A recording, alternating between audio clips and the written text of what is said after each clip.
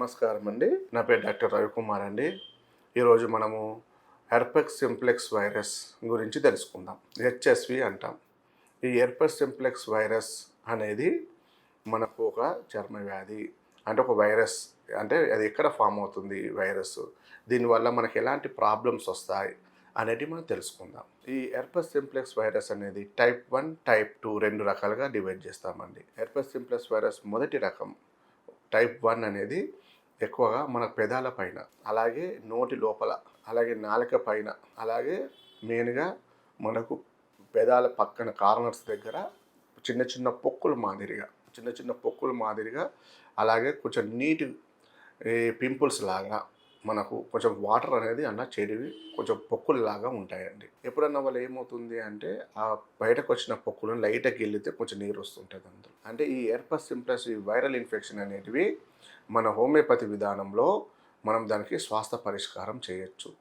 ఇది టైప్ 1 అనేది చూస్తాం. ఇది ఎక్కువగా మన నోటి భాగాన, నాలుక పైన ఇలాంటి భాగాలలో ఈ వైరస్ అనేది స్ప్రెడ్ అవుతుంది.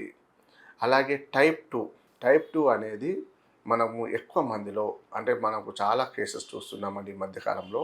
హెర్పెస్ సింప్లెక్స్ వైరస్ టైప్ 2 అనేది ఎక్కువగా మనము అంగం పై భాగాన, మగవారిలో అంగం యొక్క పై భాగంలో చిన్న చిన్న పొక్కులు మాదిరిగా, చిన్న చిన్న పింపుల్స్ మాదిరిగా ఎక్కువగా విపరీతమైన దురదలు ఉంటాయి. అక్కడ వాళ్ళకు విపరీతమైన మంట ఎక్కువగా ఉంటుంది.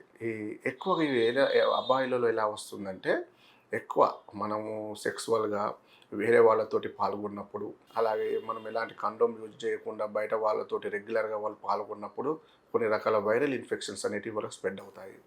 అలాంటప్పుడు ఈ హెర్పెస్ సింప్లెక్స్ వైరస్ అనేది వాళ్ళ అంగం పైన ఫామ్ అవుతుందండి.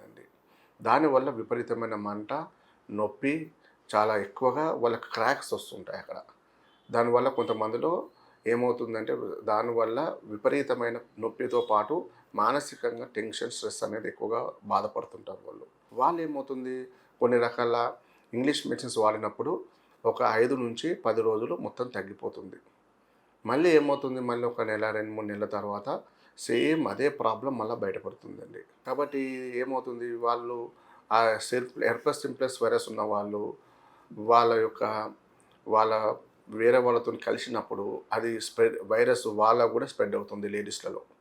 ఆ లేడీస్లలో స్ప్రెడ్ అయినప్పుడు వాళ్ళ దగ్గర ఆ వెజైనల్ రీజియన్లో కూడా విపరీతమైన నొప్పి, అలాగే చిన్న చిన్న కురుపుల మాదిరిగా ఇన్ఫెక్షన్స్ అనేటివి వాళ్ళకు కూడా స్ప్రెడ్ అవుతాయి.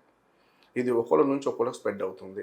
ఇంకోటి ఏ విధంగా స్ప్రెడ్ అవుతుంది అంటే, ఎక్కువగా వాళ్ళ లాలాజలం, ఇప్పుడు మూతి పైన, అలాగే మనకు నాలుక పైన అలా ఉన్నప్పుడు వాళ్ళ లాలాజలం ఎక్కువ పైన పడ్డప్పుడు అలా స్ప్రెడ్ అవుతుంది.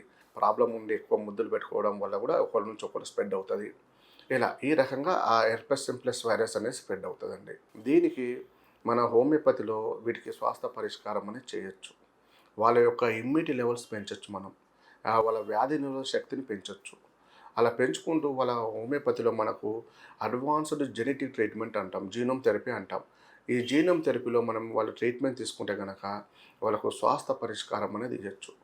అంటే ఇన్ ఫ్యూచర్లో మళ్ళీ రిపీట్ కాకుండా మనం చేయొచ్చు.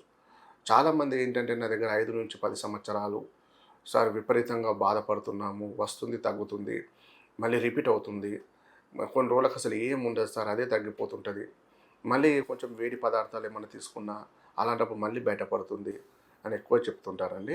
వాళ్ళకు మీరు మన దాంట్లో ట్రీట్మెంట్ తీసుకోండి సార్, మీరు అడ్వాన్స్డ్ జెనెటిక్ ట్రీట్మెంట్ ఉంటుంది మన దాంట్లో.